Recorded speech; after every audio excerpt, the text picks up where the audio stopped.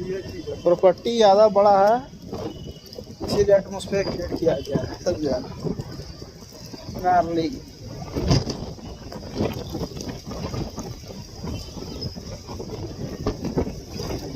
ये दिया है बैठने का रखा।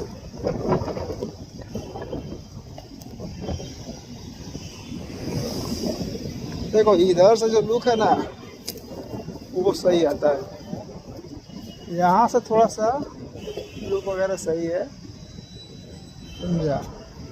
उसमें तो है नहीं, लेकिन तो मजे है। और देखो ये वाला गंगा पानी है,